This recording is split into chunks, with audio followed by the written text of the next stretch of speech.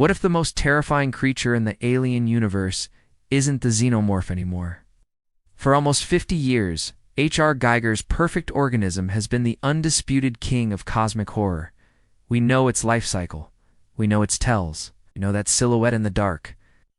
But in Alien Earth, a new parasite has crawled out of the shadows. It's a creature that doesn't just kill you. It wears you like a suit. This is the story of Species 64. The eyeball parasite that fans and in-show materials have dubbed Trypanohyncha Ocellus. Today we're breaking down its grotesque origins, its shocking abilities, and why this new player completely changes the game. This isn't just another monster. It's a whole new kind of fear. For decades, the story of Alien has been told out in the cold, isolated void of space or on desolate moons. It's always been about humanity stumbling into the Xenomorph's world. But with Noah Hawley's Alien, Earth, the script has been flipped. Set in the year 2120, just 2 years before the Nostromo's fateful trip, the series brings the horror home. The crash of a Weyland-Yutani research vessel, the USCSS Magina, unleashes the familiar terror of the Xenomorph on a crowded city. But the Magina was carrying more than just Xenos. Its mission was to collect dangerous alien life forms. It was a flying zoo of nightmares. And among the 5 distinct specimens cataloged on its 65-year journey was a creature so bizarre, so insidiously terrifying, it threatens to redefine body horror for the entire franchise. That creature is Species 64, the T. Ocellus, unlike the Xenomorph. This creature seems to have no ties to the engineers or the black goo. It's something entirely new, proving the universe is filled with more horrors than we ever imagined. Our goal today is to piece together the history of Species 64.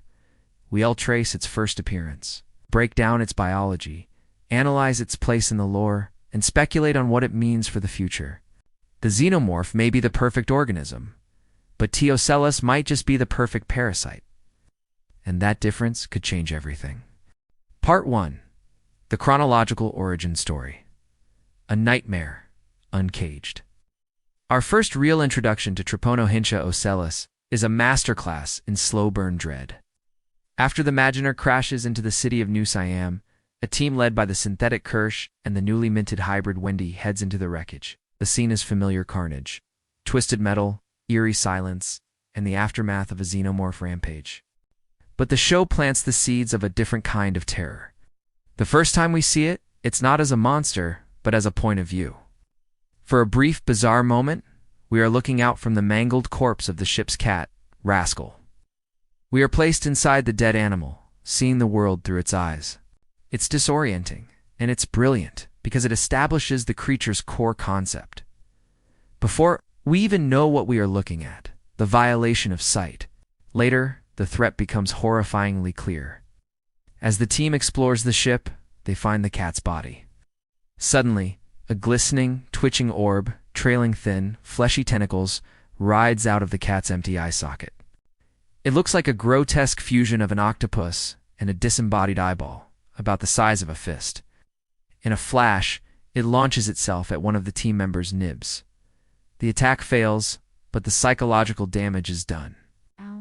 Nibs is left deeply traumatized, even suffering from phantom pregnancy symptoms, a testament to the profound violation the creature represents.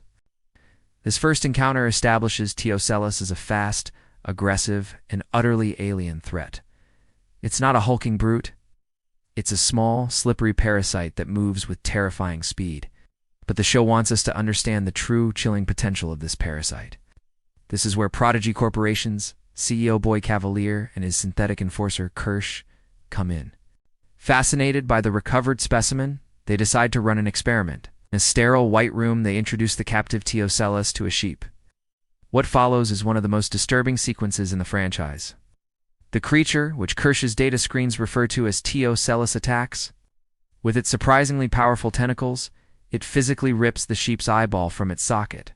The camera lingers on the gruesome detail, the eye hanging by its optic nerve as the parasite climbs into the vacant space. The sheep, now with the parasite in its skull, does something impossible. Stands up on its hind legs, stands there bipedally, and meets Boy Cavalier's gaze, as if it's mimicking him.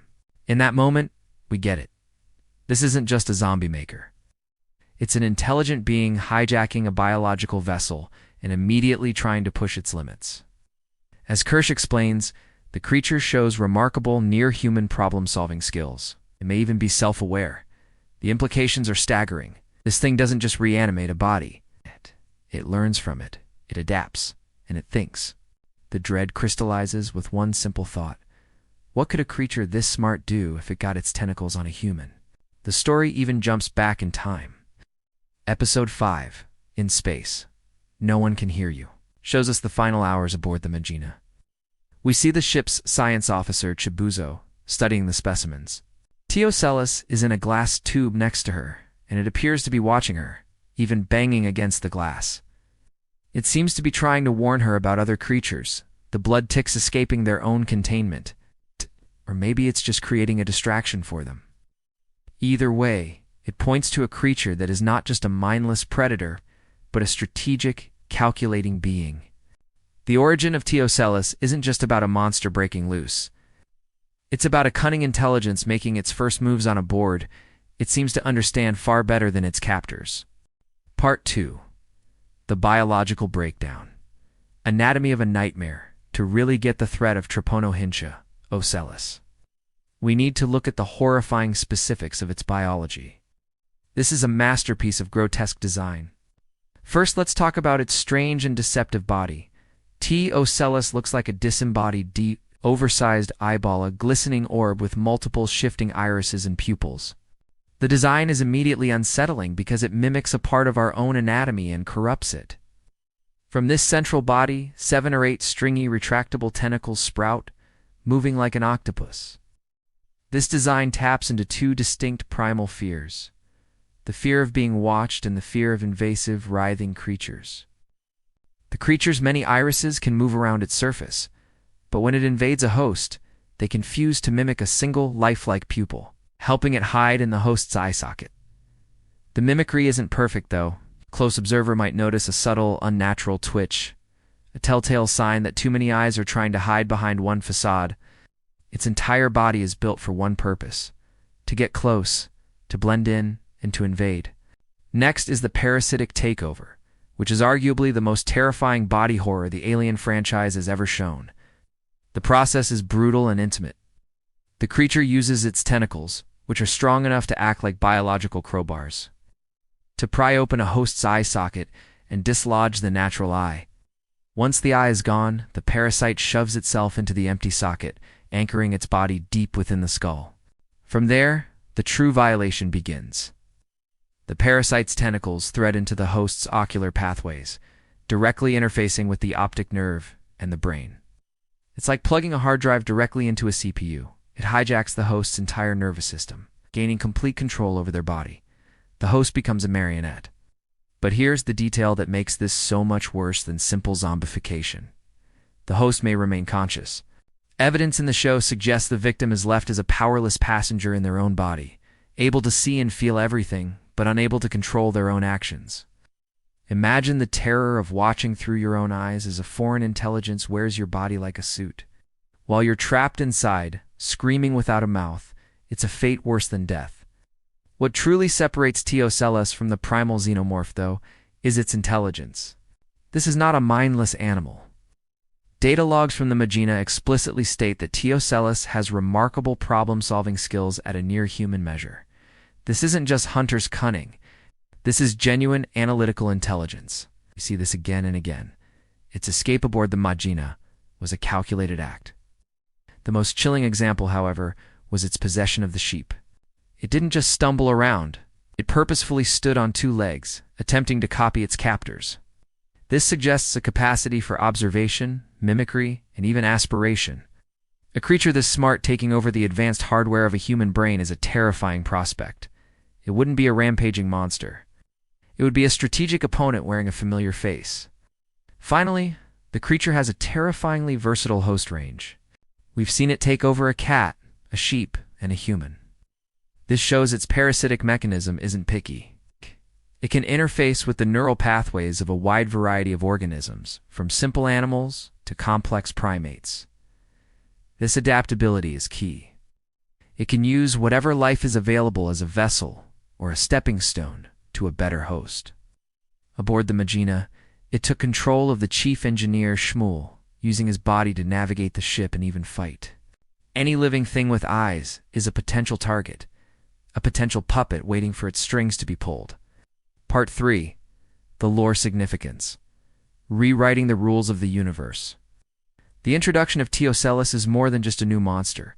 It fundamentally alters the lore of the Alien franchise. First, T. Ocellus introduces a profoundly new and intimate form of horror. The franchise has always been built on body horror. The facehugger was the horror of oral impregnation. The chestburster was the horror of parasitic birth. But T. Ocellus targets something even more personal: our sight. The eye is the window to the soul, our primary way of trusting the world. This creature makes that very act of perception unsafe. The invasion isn't a gory explosion. It's a quiet, insidious takeover through the eye socket. The horror is less about gore and more about the psychological violation of losing control from the inside out. A xenomorph uses your body as an incubator and discards it. T. Ocellus takes your body and wears it like a suit, potentially keeping you trapped inside as a helpless observer. It shifts the fear from being consumed to being erased. Second, T. Ocellus massively expands the alien universe. For years, every threat has in some way been tied back to the Xenomorphs, the engineers, the black goo. They were all part of one interconnected story. T. Ocellus breaks that chain. As far as we know, it has no connection to the Xenomorph mythos. It was discovered in a distant reach of the galaxy, a completely separate and distinct branch of alien life. This confirms that the universe isn't just a two-player game between humanity and the Xenomorphs. There are other ancient, powerful species out there. The horror is no longer about stumbling upon one monster. It's about the chilling realization that humanity is just a newcomer in a galaxy already filled with ancient titans. And third, and perhaps most importantly, T. Ocellus introduces the idea of an ancient rivalry with the Xenomorph. This is where the lore implications get really wild. What in Episode 5, we witnessed something unprecedented. T. Ocellus, trolling a human body, purposefully attacks a fully grown xenomorph. This isn't just two animals fighting, this is a strategic confrontation. The Ocellus-controlled human jumps on the xenomorph's back and attacks its head. Even after the xeno mortally wounds the host, the parasite leaps from the skull and continues the attack itself. Fighting so fiercely that the xenomorph, the supposed apex predator, actually seems to retreat. This has led to a massive fan theory that T. Ocellus and the Xenomorphs are ancient natural enemies, locked in an evolutionary arms race. Now, this is just a theory, but it's a powerful one that has fans buzzing. Some have even speculated that the Xenomorph's most iconic featurites, lack of eyes, is an evolutionary adaptation specifically to defend against a parasite like T. Ocellus. If your species' greatest predator invades through the eyes, the ultimate defense is to evolve without them. If true, this recontextualizes the Xenomorph's entire design. It's no longer just a perfect organism. It's a creature that has been shaped by its conflict with another, equally terrifying life form. Part 4. Future Theories and Speculation. The Endgame of the Eyeball. The arrival of T. Ocellus has opened up a ton of questions about the future of the Alien franchise. Let's get into some of the most compelling theories. Theory 1. The Great Predator. An ancient evolutionary war. This is the big one. Born from that fight scene in Episode 5, the idea that T. Ocellus and the Xenomorph are ancient rivals is just too compelling to ignore. This theory suggests the two species co-evolved, locked in a deadly arms race. The Xenomorph's eyelessness could be a defense against the parasite. But what about the other way around? Perhaps T. Ocellus's high intelligence is a product of this war. Facing an enemy as brutally efficient as the Xenomorph would demand strategy and problem-solving. The parasite's ability to hijack other organisms might be its answer to the Xenomorph's raw power. It can't match a Xeno in a direct fight, but by puppeteering a human, it can level the playing field. This would mean humanity is no longer just facing a Xenomorph outbreak. We're caught in the crossfire of an ancient war between two alien titans. Theory 2. The Controller. A hive mind usurper, another fascinating theory, centers on the creature's ability to communicate with xenomorphs. When it used its host's vocal cords to mimic the xenomorph's chitter, was it a challenge or a command? Xenomorphs operate with a hive mind, led by a queen. This theory suggests that T. Ocellus might have the ability to tap into or even hijack that psychic connection. What if its goal isn't to kill xenomorphs, but to control them? Imagine a creature with near-human intelligence commanding a horde of perfect organisms. The result would be a nightmare hybrid. A creature with the cunning mind of the Ocellus and the unstoppable killing power of the Xenomorph. This would create a far more organized threat than the chaotic swarm we're used to. What's more terrifying than a horde of Xenomorphs? A horde of Xenomorphs with a calculating general at its head? Theory 3. The Seeker of Intelligence. A hunger for consciousness. This theory moves away from the Xenomorph conflict and focuses on the parasite's unique nature. Unlike the Xenomorph, which feeds on flesh and blood, T. Ocellus seems drawn to something more abstract: intelligence. Some have speculated that T. Ocellus doesn't just hijack a body, it absorbs knowledge, memories, or even consciousness from its hosts. It's not just a parasite, it's an information vampire, so it would make intelligent beings, humans, synthetics, and especially the hybrid characters in Alien Earth its primary targets. The hybrids, with their synthetic bodies and human minds, would represent the ultimate prize, an indestructible vessel with a complex mind to consume. The threat then isn't just about physical survival, it's about protecting the very essence of your identity. If you're finding this breakdown of T. Ocellus as fascinating as I do me a favor and hit that like button. It really helps out. And if you want to make sure you do and miss our next exploration into the darkest corners of science fiction, be sure to subscribe and ring that notification bell. Conclusion. So what does it all mean? The arrival of Trypanohyncha Ocellus, species 64, is easily the biggest addition to the Alien franchise in decades. For nearly 50 years, the Xenomorph has been the solitary peak of cosmic horror. T. Ocellus doesn't just challenge that notion, it shatters it. It proves the universe is far larger and more complex than we ever knew. We've talked about its horrific method of invasion, a violation of the eye, that introduces a new, deeply psychological horror. We've analyzed its unsettling, near-human intelligence, which makes it a strategic threat unlike the primal Xenomorph. And we've explored the incredible implications of its ancient rivalry with the Xenomorphs. A theory that could rewrite the history of the franchise's most iconic monster. T. Ocellus is not just a new creature. It's a new direction. It expands the lore, deepens the mystery, and raises the stakes for every character in Alien Earth. It forces us to ask new questions. Is it an enemy, an unwilling ally, or something far worse? The simple story of survival against one monster is over. We're now in a complex ecosystem of warring alien species, with humanity caught squarely in the middle. The Xenomorph taught us to be afraid of the dark. T. Ocellus teaches us to be afraid of what's looking back at us from our own mirror. Now I want to hear from you. What are your theories on T. Ocellus? Do you buy the ancient enemy theory? Is it a potential ally? Or something else entirely? Let me know your full theories down in the comments below. I read every single one. Thanks for watching.